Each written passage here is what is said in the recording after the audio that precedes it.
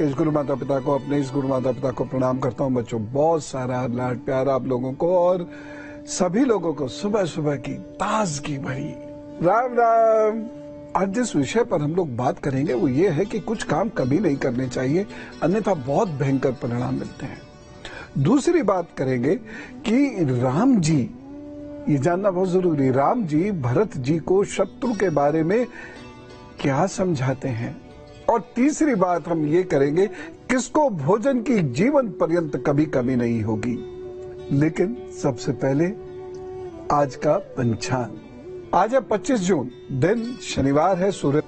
कुछ चीजों की सावधानी जरूर रखनी है क्योंकि ये दुर्भाग्य उत्पन्न करती हैं और ये बहुत भारी मुसीबत में किसी को डाल सकती हैं। जैसे पैर हिलाना, कुछ लोग बैठे हुए इस तरीके से पैर हिलाते हैं, ये अच्छी निशानी नहीं है।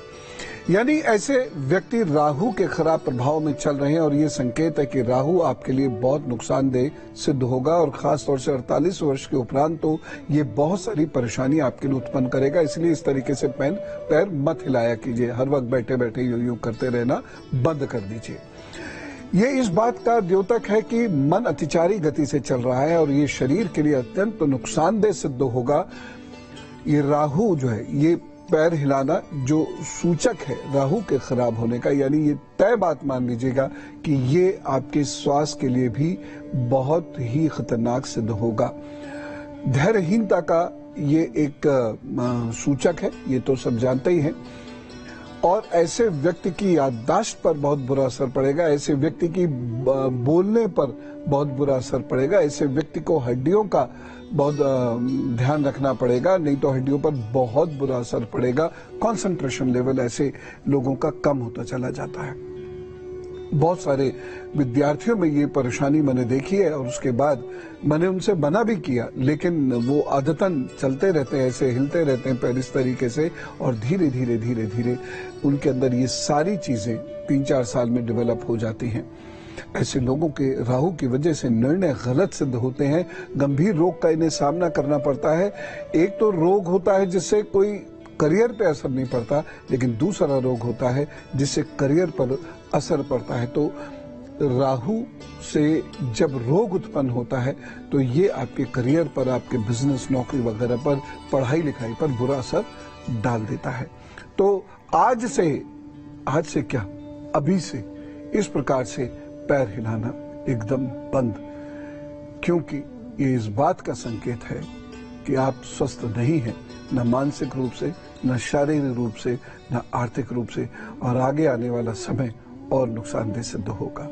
कई बार ऐसा होता है कि हम हर चीज के उपाय पूछते हैं, जबकि कुछ उपाय क्रिया या कर्म से सीधे जुड़े हुए होते हैं।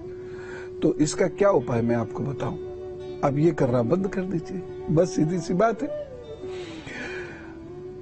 अब मैं आपको बताता हूं कर्क।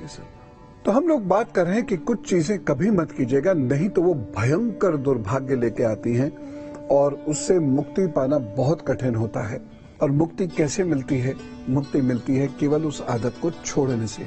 उसके लिए कोई और इधर उधर का उपाय काम नहीं आएगा। जैसे एक कार्य है नशा करना। यदि आप नशा करते हैं और खास तौर से ऐसे समय में शनि की 7.5 शुरू हो जाती है, तो आप समझ लीजिए कि आपने दुर्भाग्य को ऐसा निमंत्रण दे दिया है कि वो आपके घर में पैसा, नौकरी, व्यवसाय, शांति, सुख सब खत्म कर देगा। और तय बात है, इसमें 99.99% नहीं है, 100% ऐसा होगा, आप देख लीजिएगा। तो अब इसमें आपको ये नशा करना छोड़ना होगा, शराब पीनी छोड़नी होगी। शराब पूरे घर से निकाल के फेंक दीजिएगा, नशे की कोई चीज हो घर से निकाल के फेंक दीजिएगा। ये मत सोचिएगा कि आपका नुकसान हो रहा है, लेकिन इससे मुक्ति पाना बहुत जरूरी है, अन्यथा अपनी बर्बादी की तारीख लिख लीजिएगा। बुरी इबारत तैयार हो जाएगी, तारीख ही क्या। मैं आपको एक तरीका बता सकता हूं जिसने बहुत सारे लोगों को फायदा किया शराब छुड़वाने में। वो आपके लिए भी कारगर सिद्ध हो सकता है यदि आपकी थोड़ी सी भी विल पावर स्ट्रांग है। तो आप नींबू और अदरक का जूस पिए। जब भी इच्छा हो नशा करने की, नींबू और अदरक का जूस पी ले पानी में मिलाकर। धीरे धीरे आपकी आदत खत्म हो जाएगी। यदि आपसे गुटखा तंबाकू छूट नहीं रहा हो तो शनिवार को तेल में अपना चेहरा देखें, बहुत ध्यान से अपना चेहरा देखें, इससे आपकी विल पावर स्ट्रांग होती रहेगी और उसके बाद उस तेल का दान कर दीजिएगा।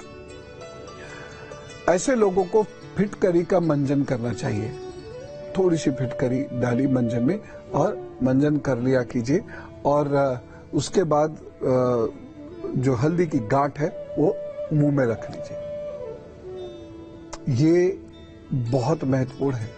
जिन लोगों को गुटखे तंबाकू की वजह से मुंह में कैंसर भी हो जाता है ना, उनको भी ये सूट करती है। अब किस स्टेज का है ये अलग बात है, ये तो चिकित्सक ही बता पाएंगे, लेकिन ये आपकी आदत छुड़वा देगी। आपको धीरे धीरे विरक्ति होने लगेगी गुटखे और तंबाकू से, और साथ ही साथ मुंह की जो हेल्थ है ये भी आपकी बेहतर होगी।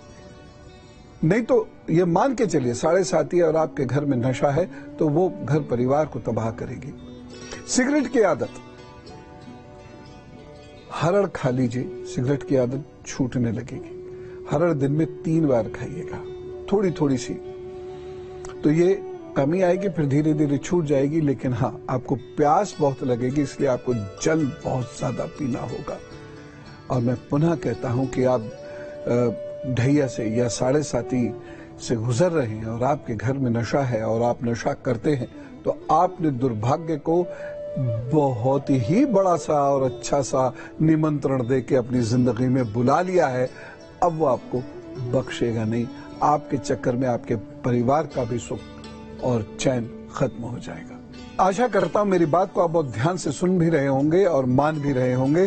फिलहाल मैं आपको आइए मैं कुछ ऐसी विशेष आदतों के बारे में आपको बता रहा हूं जो दुर्भाग्य को बुलाते हैं और उसकी वजह से बहुत परेशानी जिंदगी में क्रिएट कर देती है। ऐसा ही एक उपाय है, ऐसे ही एक परेशानी है जिसे अभी हमें छोड़नी है, अभी मतलब अभी छोड़नी है, और वो है गंदा रहना। कुछ लोग गंदे रहते हैं, साफ सुथरे कपड़े नहीं पहनते, या उनका कमरा, उनका घर साफ सुथरा नहीं रहता। कहीं कपड़े बिखरे हैं, कहीं किताबें बिखरी हैं, कहीं जूते चप्पल बिखरे हुए हैं, कहीं और चीजें बिखरी हुई हैं। देखिए, हम छोटे से घर में भी अगर रह रहे हैं और सामान बहुत ज्यादा भी है, तब भी करीने से चीजों को रख सकते हैं। धूल तो साफ कर ही सकते हैं, जाले तो साफ कर ही सकते हैं। तो जो लोग गंदगी से रहते हैं या जो घर गंदगी में रहते हैं, उस घर में कभी भी शांति नहीं हो सकती। लिख के रख लीजिएगा और जाइए बाकी जगह टेस्ट कर लीजिए। मैं व्यापारिक प्रतिष्ठानों में भी इस बात को कहता हूं, लोगों को कहता हूं जो जिनके अपने व्यापारिक प्रतिष्ठान है या जो लोग फैक्ट्री वगैरह चलाते हैं। यद्यपि मैं जानता हूं कि कुछ ना कुछ तो गंदगी होगी, जब फैक्ट्री होगी या जहां पर खाना बनेगा कुछ ना कुछ तो होगा, लेकिन फिर भी हम वहां से धूल मिट्टी तो साफ कर ही सकते हैं। हम हाथ के हाथ कूड़े को डिस्पोज तो कर सकते हैं, हम हाथ के हाथ सामान को तो सेट करके रख सकते हैं। आप कुछ तो सफाई सुबह शाम कर ही सकते हैं, फर्श तो साफ रख ही सकते हैं। आप जैसे ही ऐसा करना शुरू करेंगे, आपके काम में बरकत होने लगेगी, आपके घर में बरकत होने लगेगी। और इसमें बहुत कठिनाई नहीं है। 1-2 दिन जरूर परेशानी के होंगे जब आपको एकदम से बहुत काम करना पड़ेगा, लेकिन एक बार चीजें व्यवस्थित हो गई तो आपकी परेशानियां खत्म होने लग जाएंगी और बहुत सारी परेशानियां जो राहु शनि की वजह से क्रिएट होती हैं वह ठीक होने लगेगी। जो घर अरेंज नहीं रहते या जो लोग गंदे रहते हैं, उनके जीवन में प्रेम बहुत कम होता है, उनके जीवन में सहयोग बहुत कम होता है, उनको आलस्य बहुत आता है और आलस्य के कारण वो कभी भी अपना कोई कार्य समय से कर नहीं पाते और दुर्भाग्य उनके पीछे पड़ जाता है, सौभाग्य उनसे पीछे छूट जाता है, सौभाग्य रह जाता है। ऐसे व्यक्ति का जीवन संघर्ष से गुजरता है क्योंकि राहु और शनि दोनों को निमंत्रण देते हैं। इसीलिए अभी से ही एक प्रण ले लीजिए, घर की गंदगी साफ करनी है। ये आसानी से हो नहीं पाएगा, लेकिन फिर भी कीजिए। खास तौर से जिन लोगों पर राहु शनि का बहुत प्रभाव है, पूर्व के एपिसोड्स में मैंने बताया भी है कि राहु शनि का प्रभाव होता है तो क्या लक्षण उत्पन्न होते हैं। तो जिन लोगों के वो लक्षण उत्पन्न हो रहे हैं, ऐसे लोगों को दिन में 2 बार स्नान करना बहुत जरूरी है, जाड़ों में भी। और अच्छे से रहिए, परफ्यूम वर्फ्यूम लगाकर, अपने घर में थोड़ी सुगंध उगंध करके और सामान को व्यवस्थित करके और झाड़ू पोछा अच्छे से करके रहिए। जाले मत लगने दीजिए। जिस घर में जाले लगने शुरू हो जाते हैं, उन जालों के पीछे उस घर का सौभाग्य फंस जाता है, तो जाले मत लगने दीजिए। आशा करता हूं मेरी ये बात आपकी समझ में आ रही होगी और इसका पालन कर लीजिएगा। और जिनका आप भला चाहते हैं उन लोगों को भी बताइएगा। ये सारी चीजें देख लें, ये एपिसोड दोबारा से देख लें और अपनी जिंदगी में ये बदलाव कर लें। बहुत जल्द अच्छे रिजल्ट्स मिलने शुरू हो जाएंगे।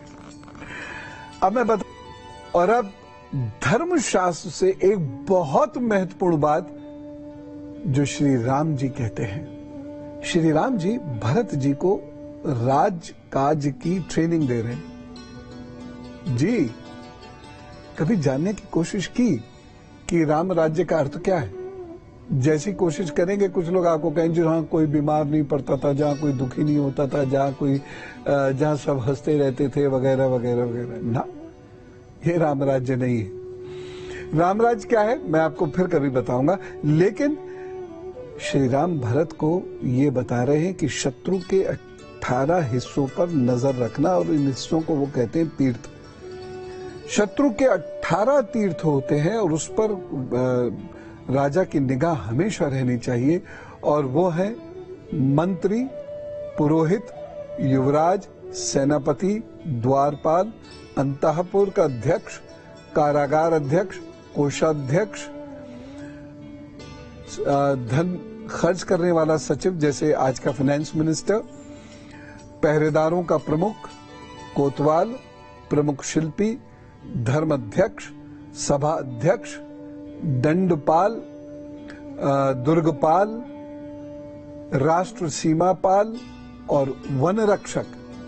और एक और चीज है, वो है प्राण विभाग, जिसका मतलब है वकील। जी हां, ये सारे विभाग उस समय होते थे, क्योंकि उस वक्त भी परेशानियां थी, लेकिन राजा राम प्रोएक्टिव लीडर है, प्रोएक्टिव किंग है, इसलिए वो समस्या उत्पन्न ना हो इसके लिए विभाग तय कर देते थे। राजा दिलीप, राजा पृथु, राजा दशरथ, इन सब से ये प्रथाएं चली आ रही हैं। इसलिए ये राज कोई साधारण राज नहीं थे। इन राज्यों से हम आज के राज्य को बेहतर बनाने के लिए बहुत कुछ सीख सकते हैं, अगर सीखना चाहे तो राम राज्य केवल किंवदंती नहीं है। राम राज्य एक बहुत फोर्टिफाइड किंगडम है, जिसके अंदर जो सिस्टम्स हैं, प्रशासनिक तंत्र है, वह इतना मजबूत है कि शत्रु अहित न कर सके। भरत जी से राजा राम कहते हैं कि जो शत्रु राजा है उसके गुप्तचरों को पकड़ते रहना। देखिए, स्लीपर सेल की प्रॉब्लम हमारे देश में कितनी ज्यादा है। दूसरे देशों के गुप्तचर हमारे देश में आते हैं, हनी ट्रैप भी करते हैं। तो राम जी सचेत करते हैं भरत जी को और कहते हैं कि राजा के, शत्रु राजा के गुप्तचरों पर पकड़ रहनी चाहिए, और साथ ही साथ जो राजा अपना है उसके गुप्तचर इतने मजबूत होने चाहिए कि वह शत्रु के 18 तीर्थ की पकड़ रख सके और कोई हानि हो उससे पूर्व ही उसकी सूचना दे सकें, जिससे उस हानि को समाप्त किया जा सके। यह है राम राज्य की एक छोटी सी झलक, जिसे आप भी जानिए, साथ साथ बच्चों को, युवाओं को जरूर बताइएगा। और अब गुरु मंत्र, जिसमें एक बहुत खास उपाय मैं बता रहा हूं। ये जो करते हैं वो कभी भी जीवन में भोजन या सुख की कमी से पीड़ित नहीं होते, और वह है अन्न का सेवन कभी भी अकेले नहीं करना चाहिए। अन्न को बांट कर खाना चाहिए। अपने देवता, अपना गुरु, पूर्वज, मित्र, पशु, पक्षी और जरूरतमंद व्यक्ति के लिए अन्न जरूर निकालना चाहिए, भोग जरूर निकालना चाहिए। जो ऐसा करता है उसको सूर्य, बृहस्पति, शनि, राहु आदि ग्रहों का पूर्ण सुख मिलता है और दुर्भाग्य कितना भी आ जाए ऐसे व्यक्ति पर अन्न की कभी कभी नहीं होती। ईश्वर कोई ना कोई अपना दूत अवश्य भेजते हैं ऐसे व्यक्ति के अन्न की पूर्ति के हेतु।